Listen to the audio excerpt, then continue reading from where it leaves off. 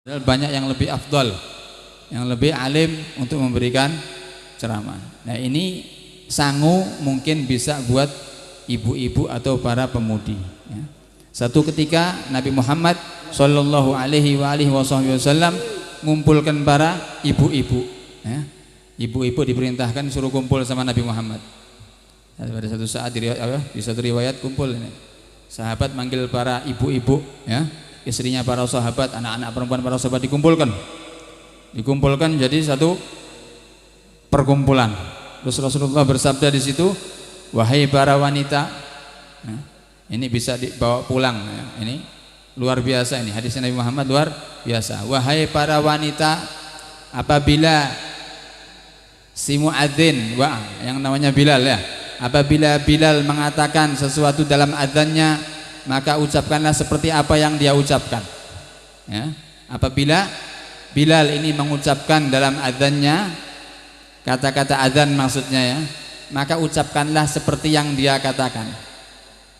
Setiap hurufnya kalian akan mendapatkan 1 juta kebaikan, kata Nabi Muhammad Sallallahu Alaihi Wasallam. Jadi kalau ibu-ibu jawab adzan, 1 huruf adzan dikasih sama Allah 1 juta kebaikan, alfa alfi ya, 1000 kali 1000 berarti berapa? 1 juta. 1 kali huruf ya, 1 huruf loh nih, bukan 1 kalimat.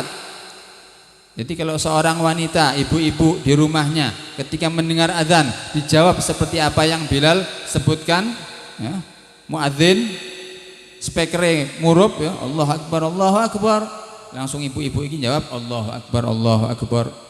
Itu setiap hurufnya mendapat 1 juta kebaikan. Bayangkan hitungan berapa itu? Allahu Akbar, alif lam lam ha, alif kaf ba ro, 8 juta kebaikan 1 kalimatnya. Allahu Akbar Allahu Akbar Allahu Akbar Allahu Akbar, berarti 16 juta kebaikan.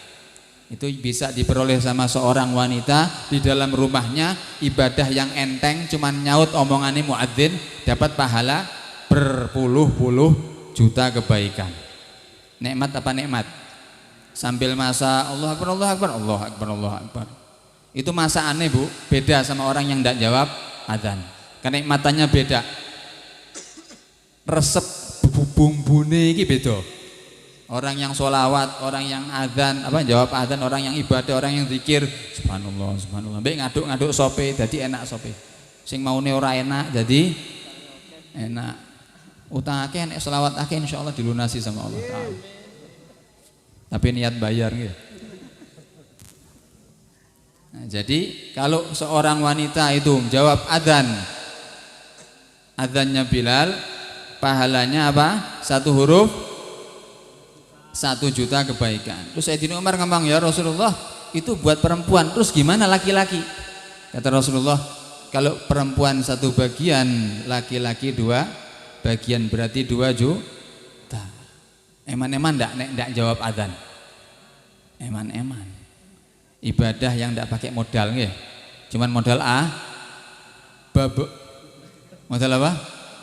Abab. Cuman modal abab tok. Ndak pakai nuku iki, ndak pakai modal apa, ndak. Cuman modal abab tok. Allah Akbar Allah Akbar Allah Akbar Allah Akbar Allahu Akbar Allahu Akbar Allah Akbar Allah Akbar. Asyhadu an la ilaha illallah. Ada beberapa di kitab diajarkan, tapi kalau terlalu banyak ya jangan di ini. Pokoknya asal dengar aja ya. Kalau ketika asyhadu an la ilaha illallah itu disunnahkan mengucapkan asyhadu an la ilaha illallah raditu billahi rabban wa bil islami dina wa muhammadin nabiyya, terus usapkan di muka ini. Jadi setiap bulu yang kena usapan muka itu dia bahkan bersaksi di hadapan Allah nanti di akhirat, ya Allah dia seorang muslim. Kira-kira kalau nanti saksinya di akhirat dia seorang muslim, matinya kira-kira husnul khotimah apa su'ul khotimah? Husnul khotimah, karena dia bakal bersaksi dia seorang muslim. Asyhadu an la ilaha illallah raditu billahi rabban wa bil islami dinan wa bi Muhammadin nabiyyan wa rasulah. Usapkan. Sing kena ulu-ulu iki, nek sing butak persis koncling ya nasib ya. Ndak ana ulune blas. Nek sing brewok enak ya ta. Nah, makanya beli obat bre. Nek sing wedok ya aja nggih. Medeni mek gilani ya. Nah, jadi asyhadu an la ilaha illallah. Kalau ndak ya wis pokoke jawabnya asyhadu an la ilaha illallah. Aku lali bebas mumet aku. Urusane akeh wong wedok gitu. Mumbai durung masak, durung blonjo, durung iki urung kuwi wah mumet wis. Wis jawab sesuai dengan adzan biasa wae. Ini cuma buat pengetahuan kok. Ya, ketika asyhadu anna Muhammadar Rasulullah, jawab asyhadu anna Muhammadar Rasulullah. Ya. Kalau mau ada tambahannya, nah, ketika asyhadu anna Muhammadar Rasulullah kecup. Ya, kata Rasulullah barang siapa yang mencium ibu jarinya, ya, lalu ketika ada suara ketika ada asyhadu anna Muhammadar Rasulullah, dia jawab dengan asyhadu anna Muhammadar Rasulullah marhaban bi habibi wa qurratu aini Muhammad ibni Abdullah. Dicium di kecup dia punya ibu jari, usapkan di mata. Itu kata Rasulullah, nanti tidak akan kena sakit mata seumur hidupnya dan bisa lihat Rasulullah nanti di akhirat. Kalau amin ya rabbal alamin. Kalau kedawan pe ora apal wis asyhadu anna Muhammadan Rasulullah. Wis jawab ngono wae. Berapa juta sudah. Ketika hayya 'alas shalah apa? Ibu-ibu jawab la haula wala quwata illa billahil aliyil azim. Kalau mau pahalanya lebih besar, kata Habib Salim Masyadiri, kalau mau pahalanya lebih besar, sebut juga hayya 'alas shalahnya. Jadi ketika hayya 'alas shalah la haula wala quwata illa billahil aliyil azim. Itu pahalanya lebih banyak karena hurufnya lebih banyak. Hayya 'alal falah juga, hayya 'alal falah la haula wala quwata illa billah. Allahu akbar, Allahu akbar, Allahu akbar, Allahu akbar. La ilaha illallah Muhammadur Rasulullah sallallahu alaihi wa alihi wasallam. Ya, itu sudah dapat berapa puluh juta wis mbuh ngitung angel nggih. Ya. Nggo bayar utang iso, tapi nggo ning akhirat ya. Ya jangan kalau urusan di dunia utang dibayar di dunia ya. Nah, habis setelah membaca semua ya, teruskan lagi baca doa setelah adzan. Kalau mau langsung boleh, mau pakai adabnya lebih bagus. Ada yang langsung kan la ilaha illallah Muhammadur Rasulullah Allahumma rabb hadhihi da'wati tammah wa shalatul qa'imah. Biasanya gitu enggak? Ya. Kalau mau pakai adabnya doa lebih sempurna. Ya.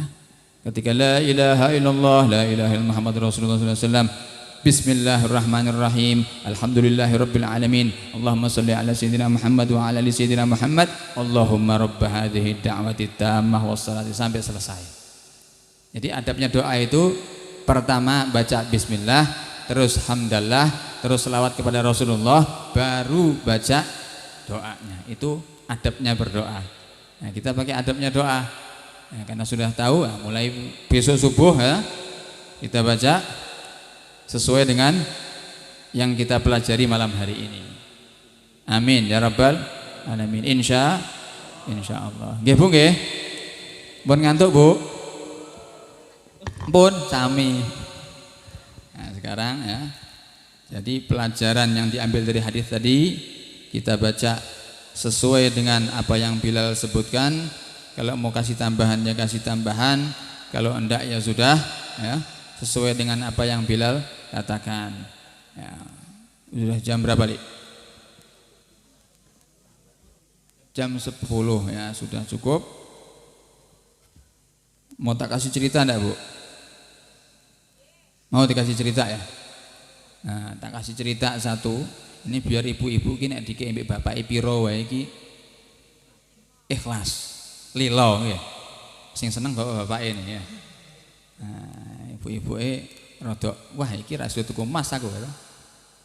Jadi satu ketika ada kisah di zamannya Al Imam Junaid Al Baghdadi. Ya. Imam Junaid ini seorang wali besar, Imam Junaid ini suatu ketika gali kubur, tukang maling kafan kubur. Jadi ini orang mati, isuke beraksi, gali kafannya jipuk. Ya. Setiap ada orang mati digali kafannya jipuk. Dia sudah ratusan, sudah lebih dari 100 orang. Satu ketika ini orang tobat, dia pokoknya tobat nasuha, minta ketemu sama Imam Junaid mau jadi muridnya. Terus dikasih tahu sama koncone iki mau ki, tolong sampai nombe Imam Junaid gelem rak nampa murid aku. Nek Imam Junaid gelem ya aku tak dadi murid, ini ora gelem ya aku tak maling meneh. Nah, akhirnya dibilangin sama si murid ini tadi, ya Imam, ini ada seseorang dulunya tukang gali kubur tapi nyolong kafan orang yang sudah mati, itu dia mau tobat terus mau jadi muridmu, boleh apa enggak? Enggak masalah, suruh ke sini. Orang yang niat tobat mau belajar mau taklim, fadhol masuk. Setelah itu Imam Junaid ketemu sama nih orang, ditanyain sama Imam Junaid, ya fulan, sudah berapa tahun kau nyolong kafan kuburan? Wis tak hitung Imam, ket nom aku. Wis berapa orang sudah? Wis ratusan. Sudah ratusan? Ya.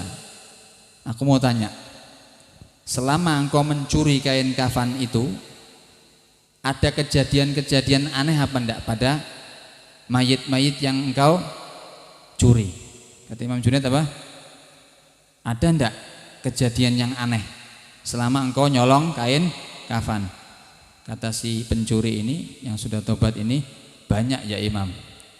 Sebagian besar yang saya temui itu mereka padahal isu atau sore itu dikubur ya. Sebagian besar yang saya temuin mereka itu sudah berbalik arah, tidak menghadap kiblat, dia punya jenazah sudah balik semua. Kata Imam Junaid apa? Ini, kau tahu itu apa sebabnya? Sebabnya adalah dia tidak percaya pada rizki yang Allah berikan. Jadi dia tidak yakin sama rizkinya Allah. Wah, aku nyerak ini ora bakal iso, aku nyerak kerja iki ora bakal. Dia tidak yakin sama yang Allah kasih. Maka dari itu ya, para ibu-ibu ya, bapak-bapak semuanya, anak-anak muda ini ya, ikhtiar tapi serahkan kepada Allah. Rezeki dari Allah. Ini menanamkan kita sifat apa? Qanaah dan sifat tawakal sama Allah Subhanahu wa taala.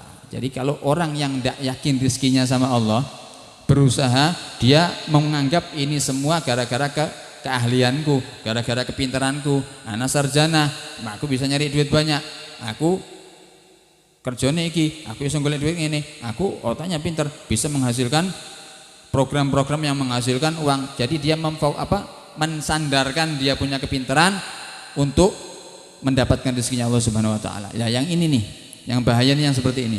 Itu jenazahnya dia dibalik sama Allah Subhanahu wa taala. Padahal cuman waktu beberapa jam setelah meninggal. Ya, mudah-mudahan insyaallah Allah mudahkan kita dan Allah akhirkan kita husnul khotimah ya. Dan kita apabila meninggal sempat nyebut la ilaha illallah Muhammadur Rasulullah di akhir, kita punya kalam ya, insyaallah. Amin ya rabbal alamin. Rabbi fa'fa'na bi barakatihim wahdina husna bi hurmatihim wa amitna fi tariqatihim wa mu'afatihim minal fitani billahi taufiqul hidayah wa ridwal inayah wal afu minkum.